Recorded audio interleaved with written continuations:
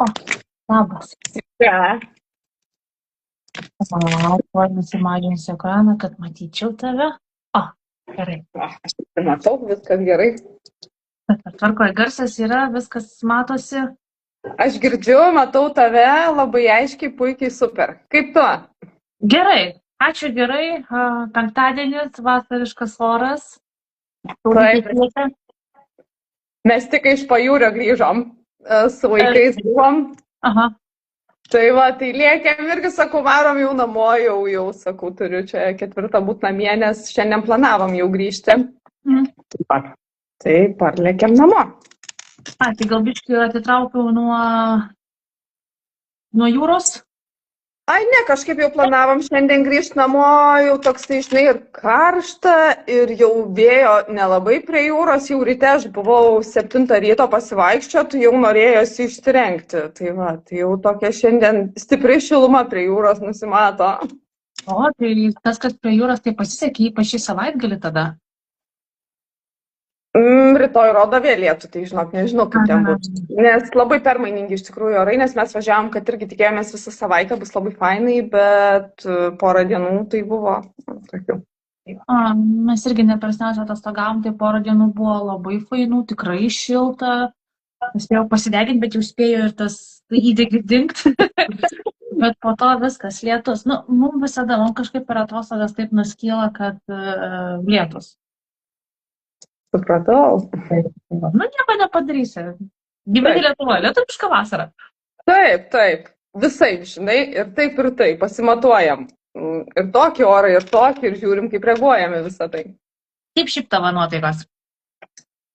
Irgi, kaip sakai, penktadienis toks, žinai, tokia biškį ir jaudinausi, gal sakau, Jėzau, tai kaip čia, žinai, kas čia vis tiek toksai, kažkaip, žinai, toksai, bet labai fainai, kad turėsim pokalbį, kad, žinai, sustikom. Va, taip. Irgi džiaugiuosi pagaliau, nes ir planavom, ir ten dėliojom, persidėliojom, prisimenu. Tai va, tai pagaliau pavyko. Aš Angelina tave pristatysiu, jeigu kažką praleisiu, prašom papildyti. Gerai. Man kas labiausiai užkliuvo, kas mane iš tiesų labiausiai nustebino, moteris Lietuvos kariuomenėje dirbus 10 metį. Dabar esi rezerve, ane? Taip.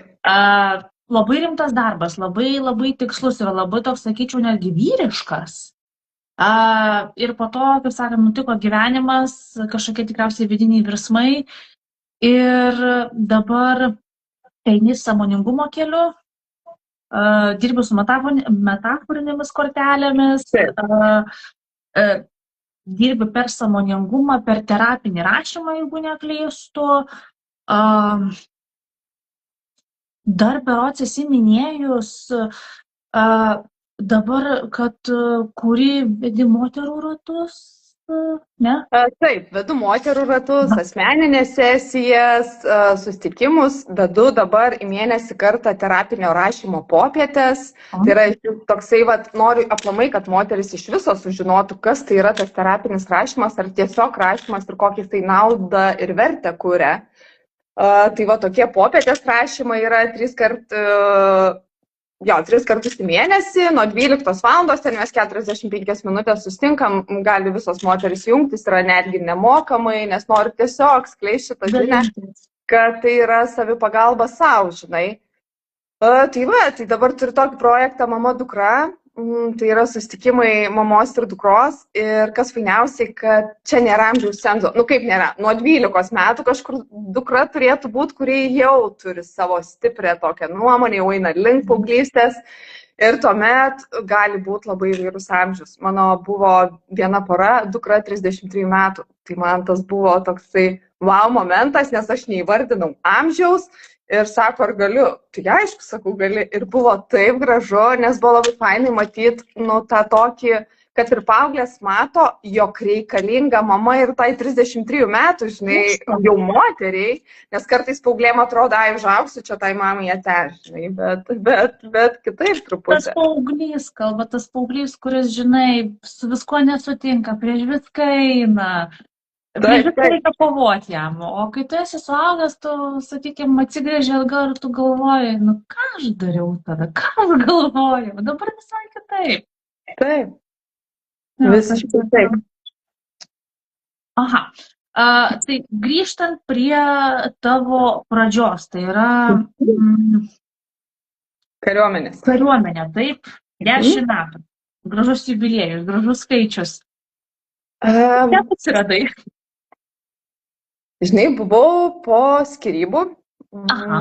Buvau su dukra, likom po tų skyrybų ir kažkaip reikėjo gyventi. Nu, tai kažkur padirbau, bet saugumo nėra, žinai. Ir tada nusprendžiau, nu, kažką turiu daryti. Ir galvoju, savanoriaut. Nu, tiesiog. Atėjau savanoriauti ir ten sako, gal tu nori ateiti PKT, nu, profesinės karo tarnybos. Sakau, gal nieko. Nes tuo metu, socialinės garantijos, atostogos, visi šitie dalykai, galvoju, Jėzu, kaip gerai, va, turės tą tokį, žinai, apčiuopiamą dalyką, kur jausiuosi saugi. Nu ir ką, ir aš išėjau tuos 2-3 mėnesius, aš gyvenau ten toj Rūkloj, karts nuo karto grįždavau. Ir jau pirmą dieną atėjau ir supratau, kad, o Dieve, čia man reikia dirbti. Ne, aš nenoriu. Kodėl? Iš karto aš pajaučiau labai tokias stipres ribas visur, žinai, tokia įsprausta į kampą, į tokią dėžę, atrodo, mane ten sukišo ir aš stoviu ir verkiu, realiai atėjus. Mano darbas valgykloje turėjo būti su maitinimu susijęs ir man buvo labai baisu jau. Pamačius tą dydį, visą tą erdvę, žinai.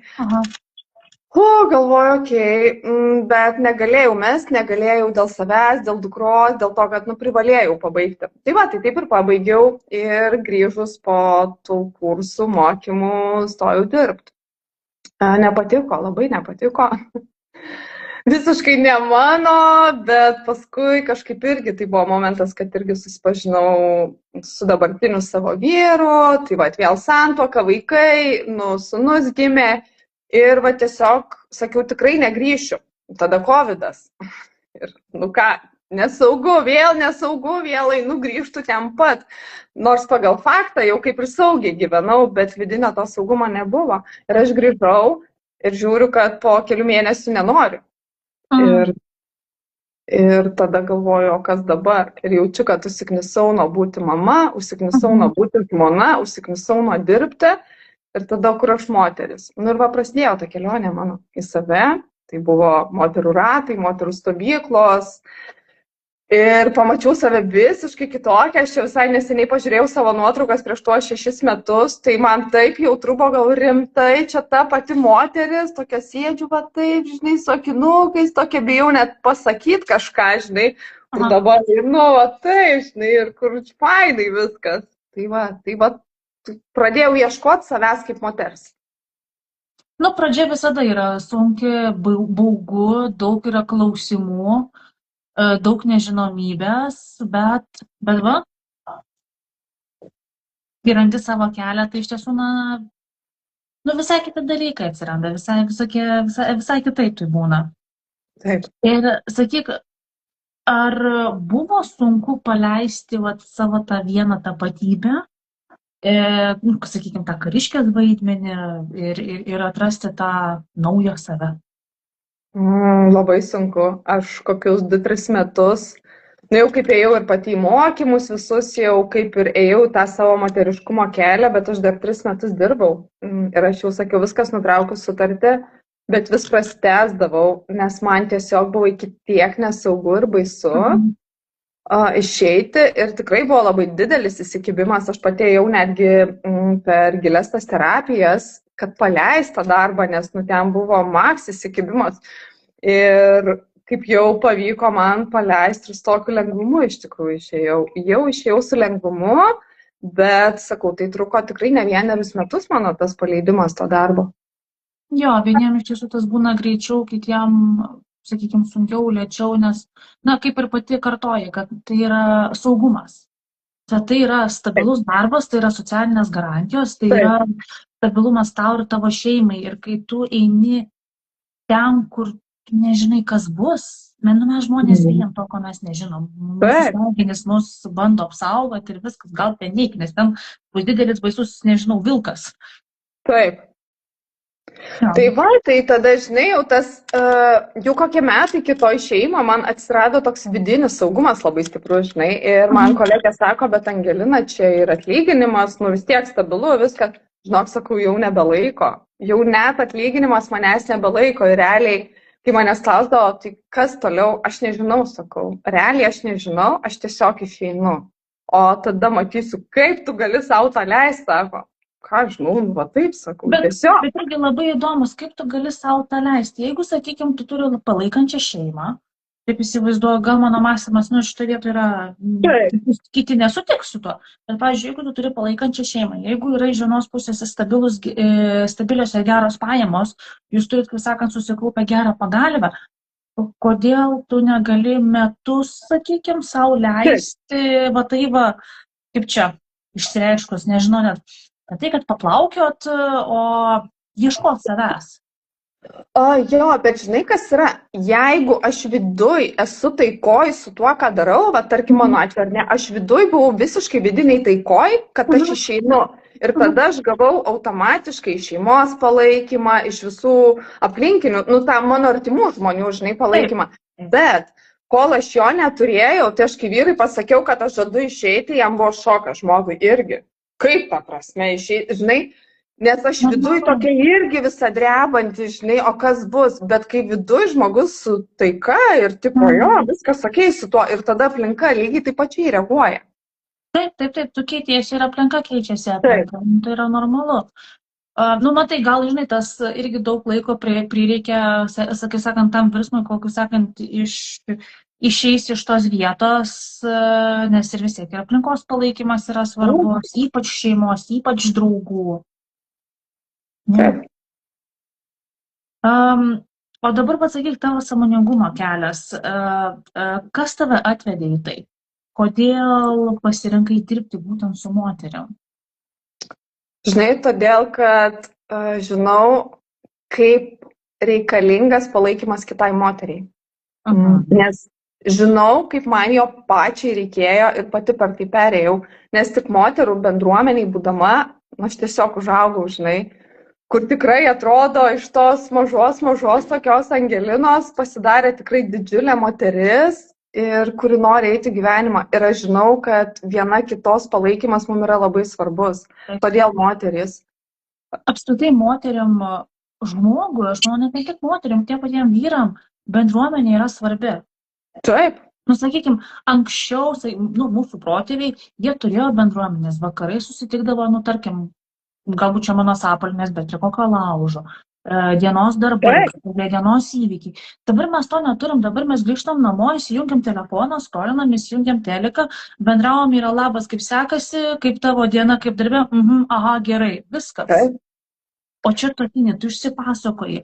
Ir, vat, sakykime, kai yra tos verslių moterų bendruomenės, apskritai moterų, vyrų bendruomenės, žmonės susitinka, pasidalina savo džiaugsmais, savo vargais ir jie supranta, kad jie neviena per tą patį šalį. Taip, būtent tas ir būna momentas, kad yra labai fainai, kai ateina moteris, arba aš pati atėjau ir supratau, kad jom visom irgi taip, geras, aš čia ne viena kažkokia išskirtinė, žinai, tenais, nu, kad visos apie tą patį esam.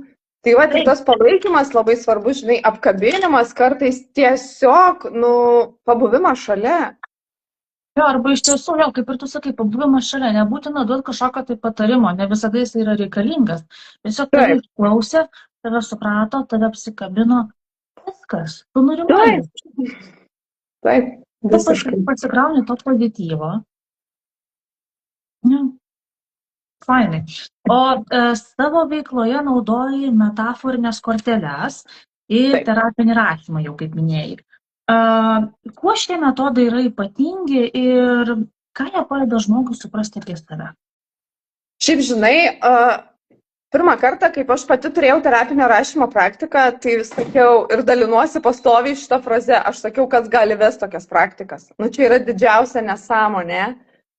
Ir kai pradėjau pati, nu, va, tai tenai, žinai, rašyti visą laiką ir galvoju, wow, čia yra tokia stebuklo praktika, kur, ta prasme, pati galiu atsisėsti, išsirašyti ir pamatyti, nes, nu, tarkim, savo atveju aš pati negaliu kažkur pamatyti kai kurių dalykų netgi, ar ne, savo pačios asmeniniam gyvenime. Tai vat per rašymą, per tam tikrus klausimus, atitinkamus klausimus, mes galim nueiti labai giliai ir iki vaikystės traumų, tų visų patyrimų, ką patyrėm vaikystėje. Ir išsirašius tampa ir lengviau, ir paprasčiau, ir šitame etape gali būti dar lengviau, žinai. Man tas terapinis rašymas, žinok, labai primena, yra toks angliškas terminas shadow work. Nežinau, ar esi girdėjus. Ne, aš kažkaip tai... Šešėlinis darbas, tai irgi yra, bet man labai panašu į terapinį rašymą, gal čia tas pats tik, atsakykime, na lietuvių kalboje. Kad realiai tu atsakai į klausimus, tu užduodi savo klausimus ir tu pats į juos atsakai ir tu irgi varai į tą gylį. Taip. Tai va, aš dar naudoju priedo, jeigu rašymą, nu tai šiaip tas terapinis rašymas, tai žinai, jeigu asmeninė sesija, aš tikrai nenaudoju rašymo, kad žinai, viena moteris, mes galime labai puikiai jo bendrauti, kalbėti, bet, va, tarkim, metaforinės tos kortos ar ne, nu tai jos irgi yra grinai, kad nueiti į tą pasąmoninį mūsų sluoksnį, o kas yra ten, žinai, giliau pas mus, o kas už viso to slepiasi, nes, nu, kiekvienas žmogus mato tą savo paveiksliuką iš savo backgroundo. Kokią aš gyvenimą nugyvenau, tą ir aš matau tam paveikslėliai. Ir, žinai, man ten saulė, kitam gali būti lietus. Nu, labai labai skirtingai. Ir vat mes keliaujam. Ir tada, kai nukeliaujam būtent į tą vat kažkokį skaudų momentą, ir vat tuo momentu einam į tą terapiją, kad patirti ir išbūti, išjausti, iškvėpuoti. Ir tą jausmą įsileisti, ne tai, kad jį pakeisti, panaikinti kažkaip, tipo išimti savęs dar. Ne, jo, nepabėgti, o tiesiog duoti erdvės tam, kas vyksta. Ir įkvėpiu, žinai, ir nuduodu erdvės tam. Ir nekeičiu, nenaikinu. Man biškai primena gal tas pačios konsteliacijas. Esu girdėjusi, iki tokie dalykai vyksta. Jo, turi kažkokį, aš tai galvoju, žinai, visi šitie dalykai, jie turi kažkokius, jo, hipnoterapijos, visi šitie tikrai yra apie labai panašius dalykus, tik tai iš kurio kampo pažiūrėsim ir paimsim visą tai. Metaforinės kortelės lygiai taip pat irgi. Ten yra tikriausiai kažkokie vaizdiniai paveiksliukai. Taip. Ir tiesiog čia įvardyji, ką tu jauti ir per tą jausmą lendi jau gilyn. Taip, ir žiūrim, o iš kur atsirado, nu, dažniausiai įsitikinimai kažkokie, žinai, atsiranda žmonėm, jo.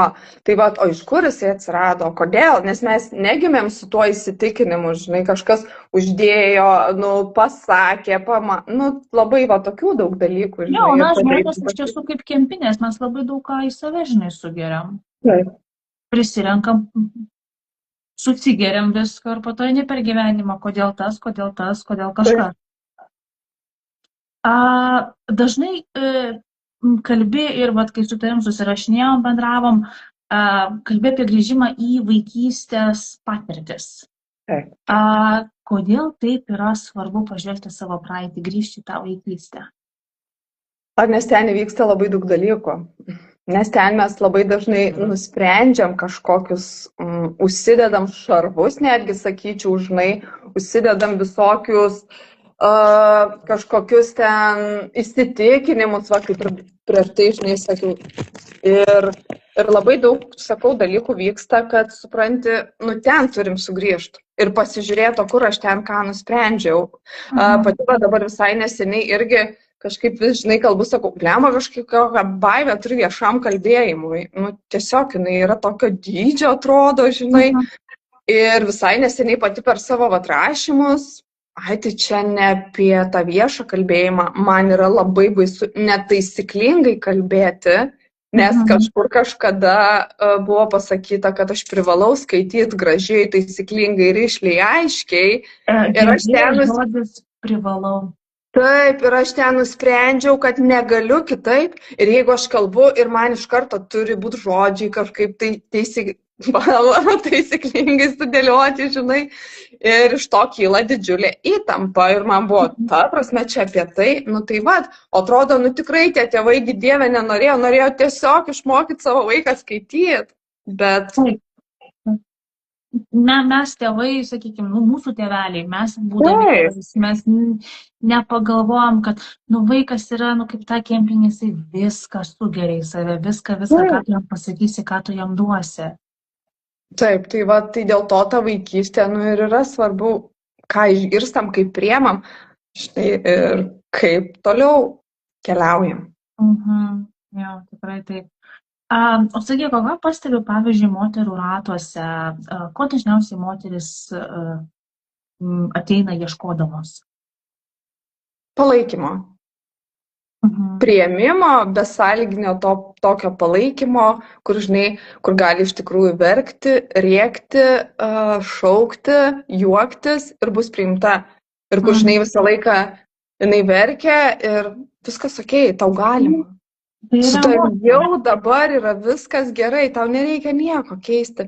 Ir tada dažnai toks nueina krūvis kažkoks, nes tikrai dažnai eina su kaukėm, ten darbas, namai kažkur, žinai, nesipykt, būt fainai, patogiai, gerai ir visai kitokiai, visokiai tokiai. O čia ateina ir, geras, galiu, žinai, atsisėsti, įsidrėpti kaip noriu guliu, noriu sėdžiu, žinai, noriu ten glostau, noriu nebendrauju. Ta prasme gali būti va taip, kaip būnasi. Visiškai savimi, visiškai be kaukių, be kažkokių, kaip čia ne tai, kad visuomenės normų, bet galbūt visuomenės lūkesčių. Nes mes turim begalę lūkesčių ir kai kurie iš jų yra tokia labai keisti, kad kartais pagalvoja, kad Dieve, kas su žmonėm yra negerai. Taip. Ja. O sakyk, kalbant apie, pavyzdžiui, meilę savo, apie kurią irgi labai daug kalbė. Praktikoje tai ne visada iš tiesų yra lengva. Taip.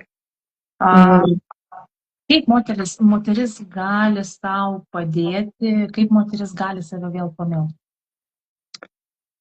Pirmiausia, tai, žinai, labai yra geras žodis taip. Taip viskam, ką jaučiu. Taip viskam, ką matau, taip viskam, kas vyksta mano pačios gyvenime. Ir nesvarbu, ar aš šią akimirką jaučiu kaltę ar ne, ar aš jaučiu laimę. Ir tam jausmui sakau taip. Taip aš galiu susimauti, taip aš galiu pykti.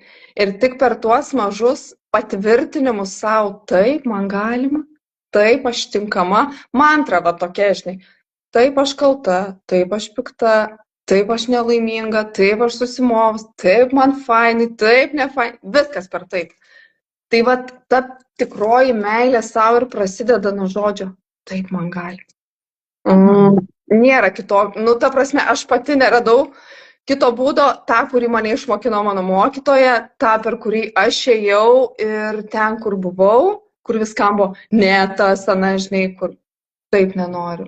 Taip nepatinka, bet visur yra legalizavimas. Taip. Kas dar būtų? Ką dar pridėtum prie viso šito sąraštuko? Kad visada atsigręžti save ir kad meilė visų pirma prasideda nuo to, kaip aš myliu pati save. Kaip aš pati myliu save, tai pasaulis myli mane. Ir mes tik pačios mokom mylėti kitus mus. Nes jeigu ten kažkas į mane kažkokiais ten, nežinau, nepagarbiai elgiasi, žinai, negražiai vadina, o kaip aš vidiniam jausme su savim, kaip aš save vadinu, kaip aš į save žiūriu, kaip aš save matau, kaip aš save kritikuoju, žinai, tai va ta meilė nuo pirmiausiai tų mažų mini dalykų pasakymų savo, taip. Tie vidiniai monologai, sakykime, taip. Savimi, kaip čia sąmoningai pastebėti, kaip tu su savim kalbi, kaip ir minėjai, kaip tu save vadini. Taip, kad ir žinai, ten iškilo man žodis nevykėlė, ar ne, tarkim. Taip, dabar jaučiuosi nevykėlė ir legalizuoti. Nes jeigu aš nevykėlė ir tada, žinai, tada toks dar pasipriešinimas, žinai, kova įsijungia, tada kovoti reikia, varyti, daryti. Ne, taip nevykus, dabar va tokia. Ir su tuo tokiu, žinai, visą laiką tą pokalbį vidinį su savim vest ir ta meilė va taip ir ateina, žinai, nes kažkada tikrai būdavo eiti į masažiukas, kirpyklą, ne apie tai. Aišku, šita forma irgi yra reikalinga, labai jos reikia ir nueiti į masažą, atsipalduoti, bet jeigu aš nueinu iš tos ale meilės savo į masažą ir galvoju, kaip kotletus kepsiu, tai žinai. Tai va, tai. Ne, tas būna. Taip, tai va, tai žinai būna, taip, dabar galvoju, žinai, ir vėl, tai va, ir sukam tą patį dialogą su savim. Pasakyk, vat, tavo organizuotas mamos dukros vakaras. Tai yra, žiauriai graži iniciatyva, aš asmeniškai niekur socialinėje erdvėje tokių dalykų nesu mačius, arba iki manęs nedaeina, algoritmas nenuneša. Kodėl vat, tavo nuomonė šita tema yra labai svarbi? Žinai, aš pati auginu paauglę, jai yra 15 metų. Ir mes esam linksmame etape. Ir kaip aš pati pradėjau eiti sąmoningumo tuo keliu, aš pamačiau labai didžiulį pokytį savo dukroj. Mano dukra mokykloje ir patyčias patyrus, ir mums teko keisti mokyklą, ir visi šitie dalykai man parodė, kaip aš užaugau ir kaip šalia manęs dukra stojasi lygiai taip pat. Mes turim labai fainą santykį, tokį, visokį. Kai aš sakau, žinai, fainas santykis, tai nereiškia, kad vaikas nepyksta ir jisai yra patogus. Mano vaikas yra žiauriai nepatogus. Jinai žiauriai turinti savo nuomonę ir aiškiai ištransliuojanti ir tikrai yra labai man sunku su ja. Bet įdomu. Bet aš žinau, kad tai yra tikra. Ir taip man, žinai, visada buvo tas toksai, o kaip tą santykį kurt su dukra, žinai, o kaip jisai turi būti. Tai tik pradėjus eiti tą savo kelią ir aš supratau, kaip jį kurt, nes ir per, mano tuos pačius, žinai, terapijas ir visus vaikščiojimus po moterų tą būtent bendruomenę buvimą joje aš ir pamačiau ir išmokau, kaip reikia su to vaiku elgtis iš viso. Ir kad nereikia, kontroliuodavau, ten Dieve, ta mano dukra tikrai tokia ant trumpo laikyta buvo. Visą laiką, nes man nesaugu paleisti, man buvo baisu paleisti. Bet mamom yra sunku paleisti savo vaikus, kad, nežinau, pabėgs jie. Taip, nes atsitiks kažkas dar, žinai, visokių tų dalykų. Ir kažkaip dariau moterų gimtadienį, irgi tokį šventinį vakarėlį vedžiau ir viena sako, gal jūs vedat rašymą su dukrom? Nesakau, bet tokia, pasėjo tą sėklą ir tada taip ir gimė ta mintis padaryti tokį susitikimą mamos dukros. Ir ne tam, kad ten, žinai, taisyti, keisti, ar aš mokinčiau, kaip reikia elgtis tom dukrom ten, ar, žinai, būti to mamom, o tam, kad tiesiog jos toje akimirkoje priartėtų, pabūtų arti viena kitos, nes tikrai tų jautrių, kiek akimirkų, kiek nematomų dalykų už viso to slepiasi, žinai. Ir kur ten tikrai, nerandam toj kasdienoj galbūt tų kokybiškų valandos, 15 minučių pabūt su ta dukra, o čia susitikus jos tiesiog būna ir mato dalykus, kaip gyvena dukra, iš viso kaip ta mama gyvena, nes, nemato dažniausiai. Viena kita. Taip. Nes ta rutina tikriausiai labai užgožia kasdienybei. Taip. Ir tiesiog nebegirdi, nebematai, o čia, kai susėdi tam bendram tekstui, tai, sakykim, gali atrasti įdomių dalykų viena apie kitą.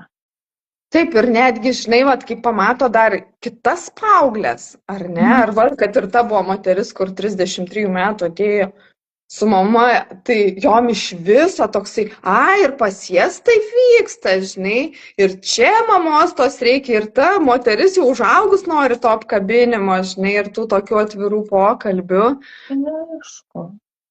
Taip, tai nes, sakau, paauglystė tas toks etapas, kada, žinai, tie tėvai biški tokie, tikrai nebūna nei autoritetai, nei ten, žinai, nei norisi kartais tais tėvais, tai labai fainai, kad tie vaikai brėžia tas ribas ir moko tos tėvus atsitraukti ir, žinai, taip, jau dabar neapkabink, jau dabar manęs nefotkink, jau dabar tai man čia nereikia.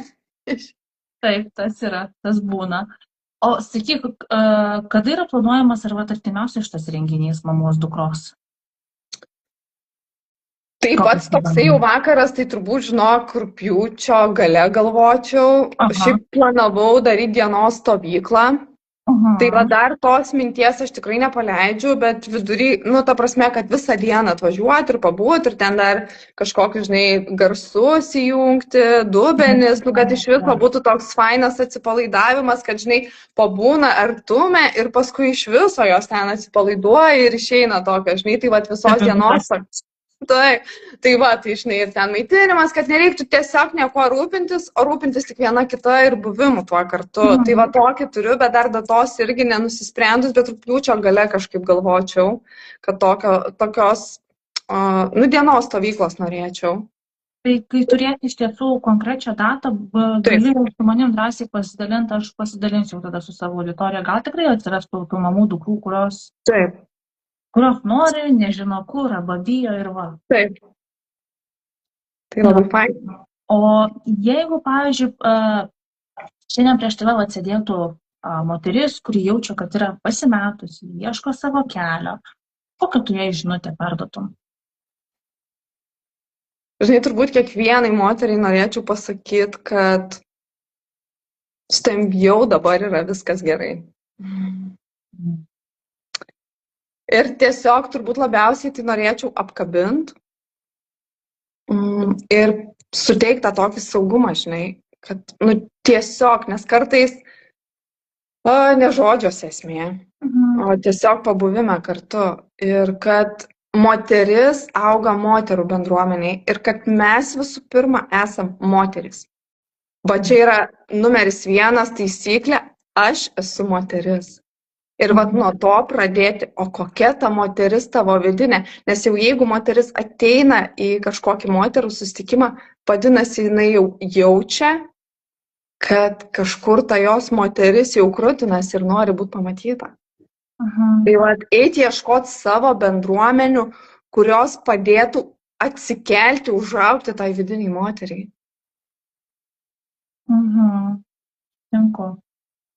Tai ta pažma žmogui yra labai svarbu tikriausiai įsivardinti, kas aš esu, ko aš noriu, ko man reikia.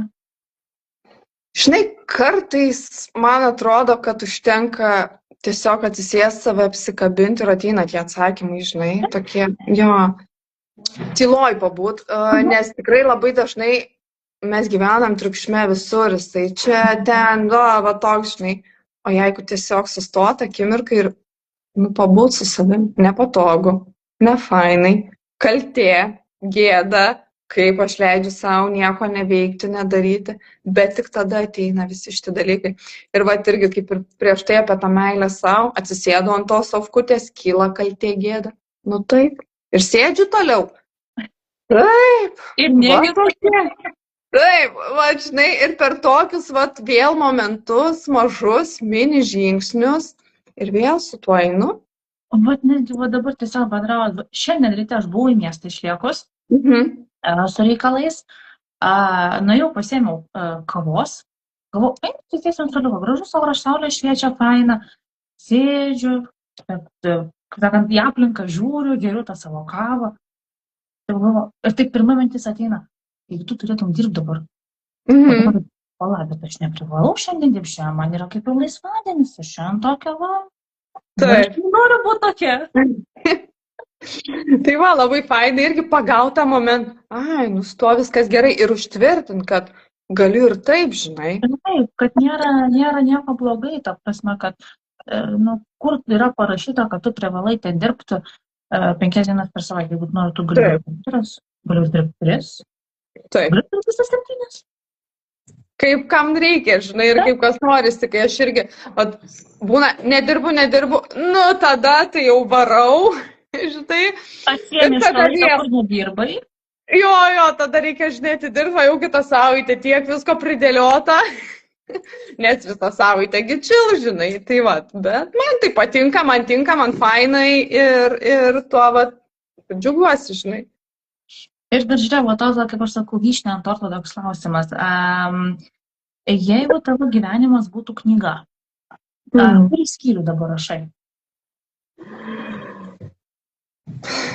Malonumas man, žinok, vienintelis žodis pastarųjų savaičių kelių, visiškai apie malonumą, apie kaifą gyventi, apie skonį gyvenimo. Nesvarbu, ar ten būna visokių tų momentų, žinai, ir nesinori keltis iš tos lovos, gulėti ant susikutuliavus, ar ten eit, šok, dainuot, bet vis tiek visame tame jaučiu tokį didelį malonumą, kažkoks, grinai net saldu, žinai, tas vyčne grinai ant torto, malonumas. Ir sakyk, paskutinė tokia mintis, ką tu ištransliuotum klausytojams, kas po to klausys to paties įrašo, nes tas įrašas ne tik atsidurs Instagramo paskyrose pas mus, bet jis ir nutūps YouTube'ai. Tai vat, ką tu norėtum pasidalinti dar, kad žmonės išgirstų? Labiausiai tai norėčiau turbūt pasakyti, kad visada pirmiausiai atsigręžti save, matyti save, girdėti save. Aš žinau, kad tikrai nėra lengva, nes pati labai labai daug metų negirdėjau savęs, nemačiau savęs ir keliavau per tas įvairias labai keliones ir patirtis, bet tik sustojus galima išgirsti save. Tai vis tiek esu tiek vyram, tiek moterim susirasti savo bendruomenę, kurioje gali augti, gali būti, gali jaustis priimti, pamatyti, išgirsti ir tik tada įvyksta iš tikrųjų tas augimas. Tai linkiu to, kad nesustot, eit ir jeigu jau kažkur kirba, nublemba, varom į priekį. Ačiū tau labai. Ačiū tau. Už pokalbį, už tavo laiką, už tavo įžvalgas ir už labai labai labai įdomų pokalbį. Ačiū tau ir man buvo labai smagu tave pamatyti, susipažinti, pabendrauti ir labai tikrai turėjau jaukų artimą pokalbį. Ir labai fainai. Tai ačiū tau. Tai kaip ir sakiau, įrašas bus, aš po kurio laiko, kažkur valandos pusantros bėgyje viską sukelsiu, aš toliau visko pasidalinsiu su tavimi. Gerai, ačiū tau. Iki. Ačiū, iki. Iki.